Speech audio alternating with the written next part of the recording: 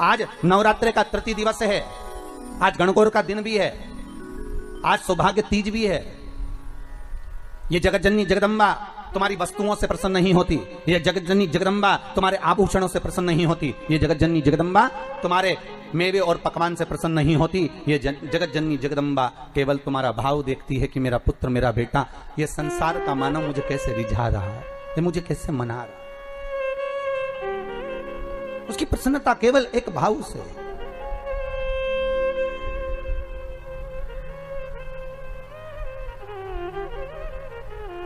केवल एक भाव। और जब निर्मल मन, निर्मल विचार, निर्मल सोच, निर्मल बुद्धि, निर्मल चित्त हमारे भीतर का आ जाता है महाराज, तब दुनिया का संपूर्ण सुख हमारे सम्मुख में हो जाता है। केवल मन। और ये मन, ये चित्त, ये वृत्ति शिव के साथ जब लग जाए। भगवान शंकर का जब शिवलिंग प्रकट हुआ तो भगवान शंकर ने पूछा, मुझे प्रकट करने का कारण क्या था? क्या आप नारायण को यह पता नहीं था कि मैं आपका पिता हूं? क्या ब्रह्मदेव को यह मालूम नहीं था कि मैं इनका दादा हूं?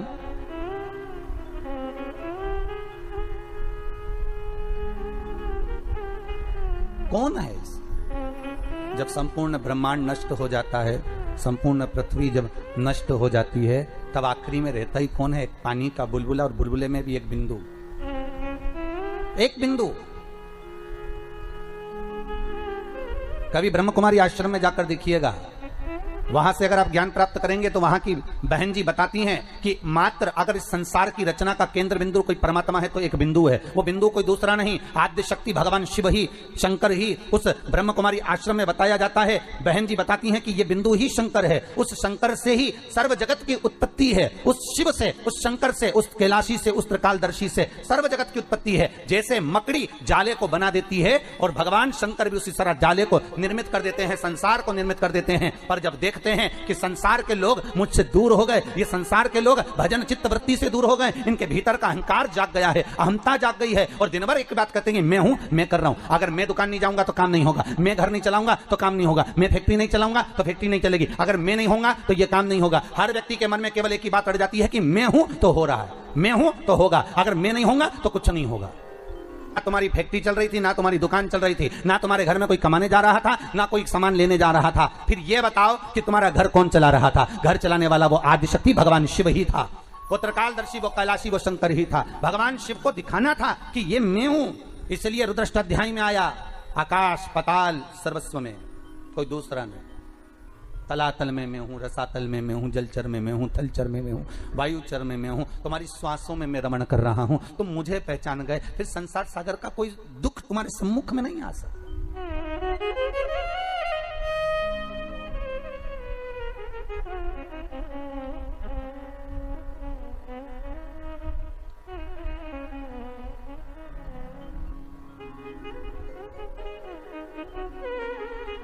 फिर कोई दुख, कोई तकलीफ, कोई कष्ट हमारे जीवन में, हमारी सम्मुखता में कैसे प्रकट हो सकता है? कैसे आ सकता है? आप अगर दिल से परमात्मा को रिझा रहे हो, आप अगर दिल से परमात्मा को बुला रहे हो, तो उस परमात्मा को तुम्हारे सम्मुख में होना जरूरी है। फिर वही बात आ गई, बच्चा घबराया तो पिता ने जेब में एक पर्ची डाल दी। वो पर्ची केवल उस बालक की जेब में नहीं है,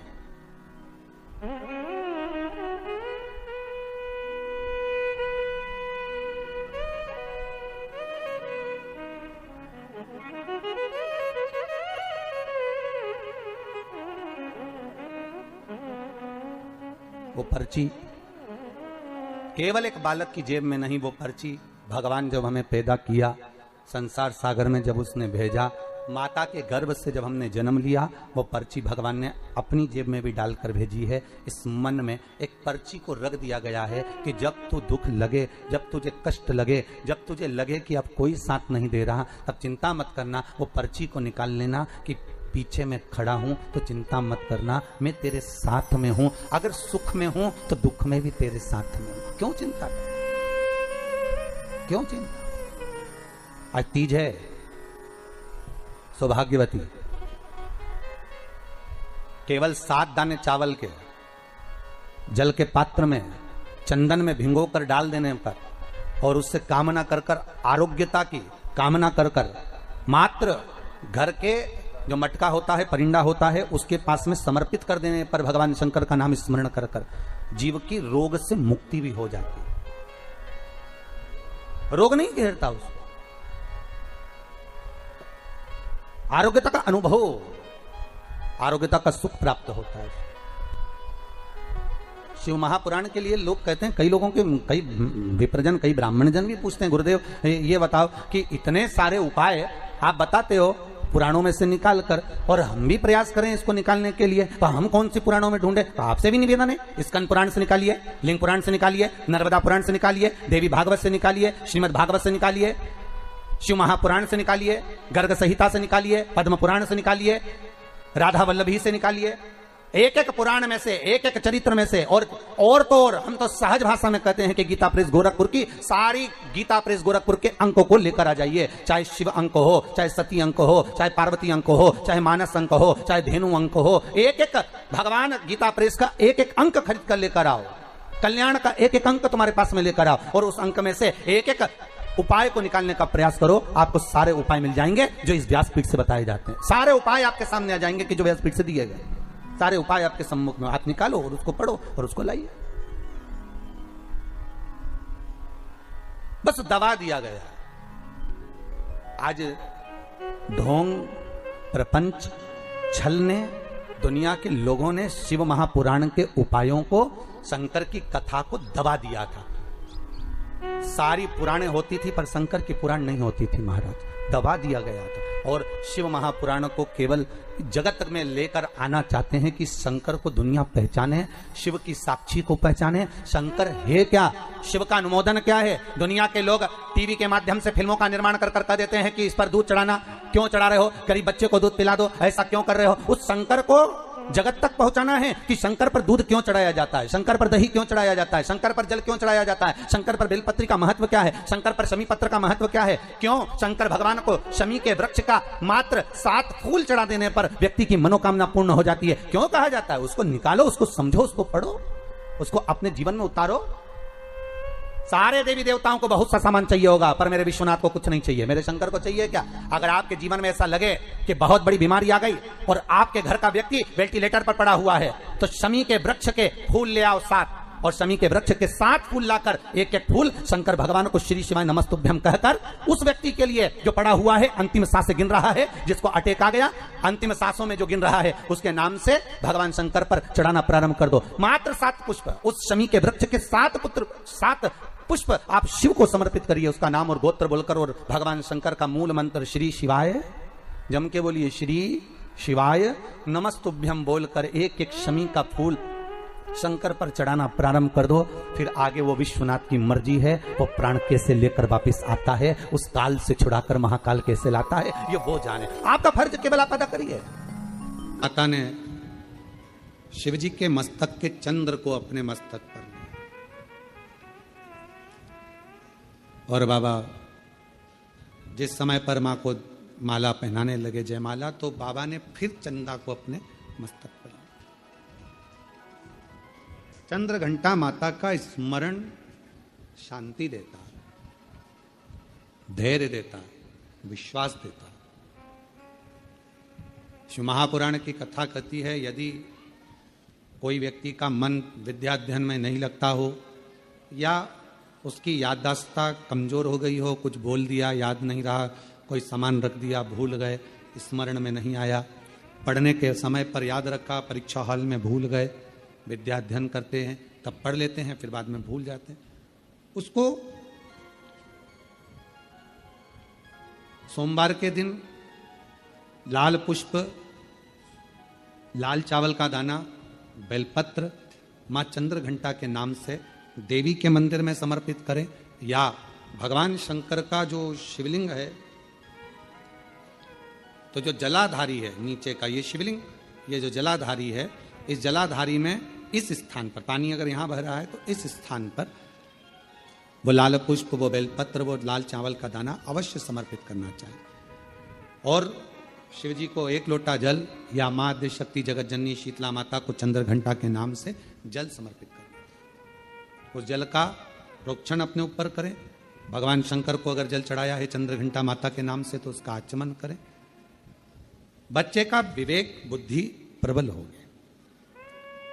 जन्म लिया बच्चा, यदि डॉक्टर कहते हैं कि इसका विकास कम हो रहा है, या गर्भ में बच्चा है और उसकी धड़कन नहीं आ रही है, या गर्भस्थ बच्चा है और डॉक्टर ने कहा कि इसका शरीर बेकार है, ये अंग नहीं बना, वो अंग नहीं बना, या ये शरीर का कोई भाग नहीं बना, और ये बच्चा अंदर से कमजोर है, तो डॉक्टर का इलाज चलने दो, जांचें चलने दो, डॉक्टर जैसा जैसा बोले वैसा करो, पर साथ में उत्तर की ओर मुख कर दक्षिण में खड़े होकर चंद्रघंटा माता का नाम लेकर शिवजी पर 7 बार जल अर्पित करना चाहिए। एक बेलपत्र चढ़ाना चाहिए, एक लाल पुष्प चढ़ाना चाहिए, एक लाल चावल का दाना चढ़ाना चाहिए, और जल को झेलकर वो नारी जिसके बच्चे को बताया कि धड़कन नहीं आई, श्वास नहीं आई, या बच्चा विकलांग है, या शरीर का अंग नहीं बना है, या माइंड में तकलीफ, तो उस नारी को उस जल को पीना चाहिए।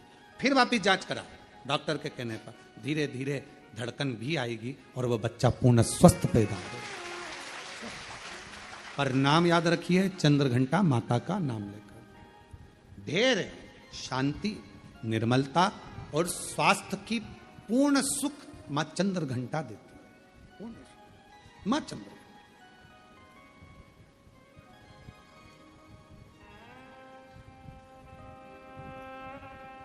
शिव जी कितना विशाल रूप रखकर आए थे, विकराल रूप रखकर आए थे, पर मां स्थिर रही। पार्वती मैया की माता मैनावती थोड़ी डोली, थोड़ा उनको लगा, हिमालय राज्य को लगा, जितने रिश्तेदार थे, देवता थे, सबको लगा, पर मां को नहीं लगा, क्योंकि मां ने वो चंद्र देख लिया। वो चंद्र है।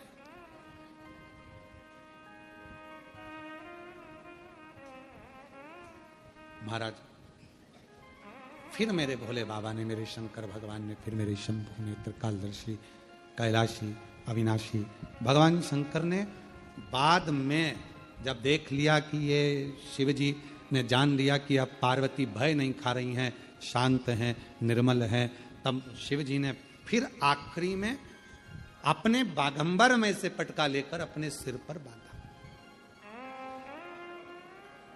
फिर बांधा।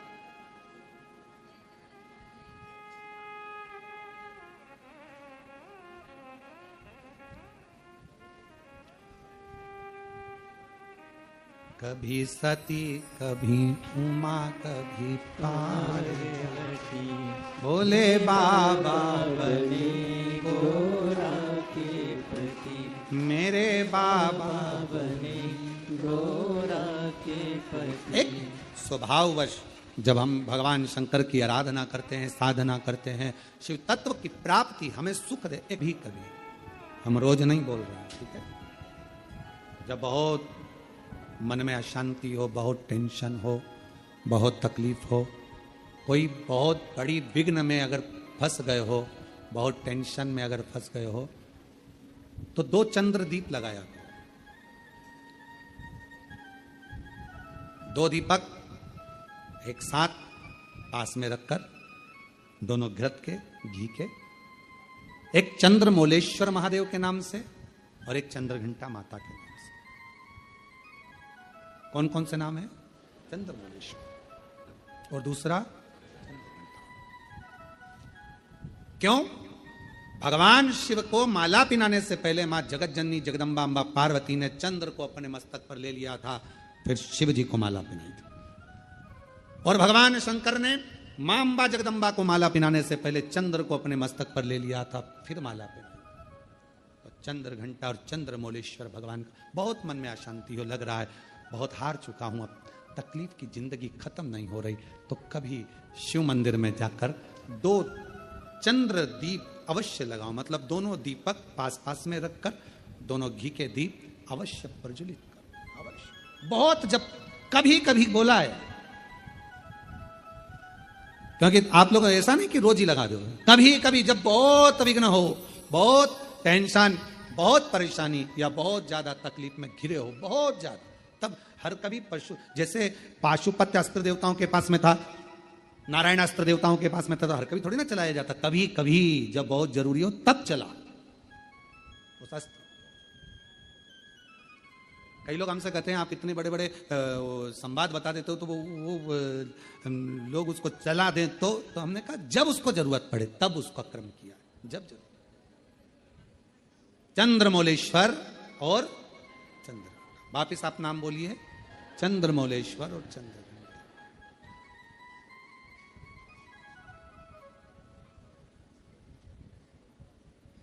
भगवान दो दीप पास में घृत के घी के बाबा को लगाओ। चंद्रदीप मां अंबा जगदंबा को जैसे आपने स्वीकार किया, माता को जैसे आपने भय से मुक्त किया, जैसे संपूर्ण विश्व के कल्याण के लिए हे शंकर भगवान आपने मां अंबा के मस्तक पर चंद्रमा रख दिया और मां को स्वीकार करने के लिए फिर अपने मस्तक पर चंद्रमा ले लिया। मेरे सारे भार, मेरे सारे दुख, मेरी सारी तकलीफें, मेरा सारा कष्ट, मेरी सारी परेशानी आप अपने ऊपर धारण कर लीजिए और मुझे जैसे माँ को अपने गोदी में बिठाया ऐसे मुझे बिठा लीजिए और मेरे दुखों को काट मेरे दुख। शंकर भगवान को देखा, मुस्कुराए, प्रसन्न। कुछ नहीं देखा पार्वती जी ने, कुछ भी नहीं, केवल एक ही चीज देखी, शिव जी का ऊपर राख कितनी ये नहीं, शंकर जी के तन पर कितने सांप बिच्छू ये नहीं, पार्वती जी ने केवल एक ही चीज